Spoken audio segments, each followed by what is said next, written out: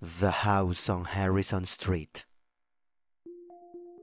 A few people responded to my comment on another post asking for the full story, so here it is. Growing up in the 90s, I spent most of my time outside playing with the neighbor kids. I didn't really live in the greatest neighborhood, so I couldn't go out exploring. But all my neighbors had kids my age, except for one. It was an old house with garbage across the yard and stuff piled up so high in the windows that you couldn't see the inside. The only noticeable objects were an old Barbie camper and a teddy bear with a missing ear. I knew there was someone that lived there because their ugly, and I mean really ugly red Chevy car would leave the driveway right at noon and wouldn't come back until about 9 p.m. Exactly 9 o'clock. One night, it came back, and the next day there was a boy standing in the yard and shouting and waving at me. I was playing in an old dip in my backyard where a tree had been cut down when I saw him. I remember being confused, but I was a kid and I was excited to meet someone new that was my age. I found out his name was Brandon, and I would always invite him to play outside after school. My mom didn't question me about my new friend, so she let him come play in the backyard. I never saw him at school, and he said his grandma taught him from their house.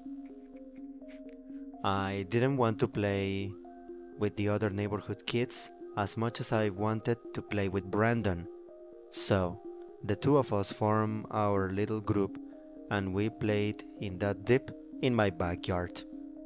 Nobody really questioned it until I told my mom that I wanted to have school at my house like Brandon. She finally asked me where I met Brandon, and I told her that he lived in the dirty house on Harrison. I remember the look on my mom's face, being confused and concerned at first, but then she laughed in my face and told me that I was being ridiculous. Brandon was my imaginary friend because nobody had lived in that house since the 70s.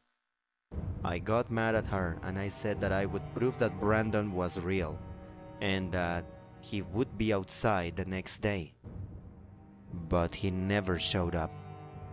I waited for him every day, but I never saw him again. Eventually, we moved across town into an apartment and I made new friends and I completely forgot about Brandon. But a few years ago, I felt nostalgic. And then I decided to go for a drive through my old neighborhood. Not much had changed, and seeing the old neighborhood made me happy and brought back a lot of fun memories until I passed the old house. It was obviously abandoned, but after all these years, the old Barbie camper and the teddy bear with the missing ear were still in the window.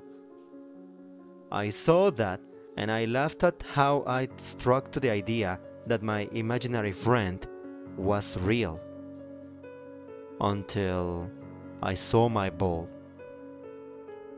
An old ball with my name written on it with big black ink was clearly visible from the window. The rainbow colors made it stick out like a sore thumb.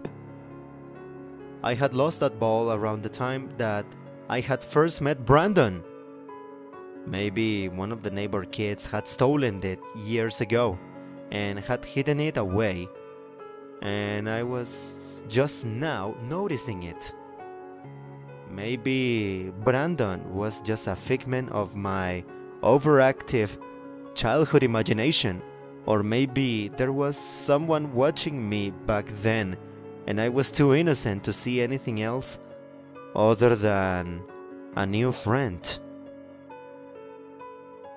Thinking about it does creep me out, but more than anything, I wish I had answers. If he really was real, for example. If he was another kid playing a prank, or if he was a lost spirit, and it bothers me that I will never have the answers, but I will always have the memories. As creepy as the memories are, they do make me happy and pique my curiosity.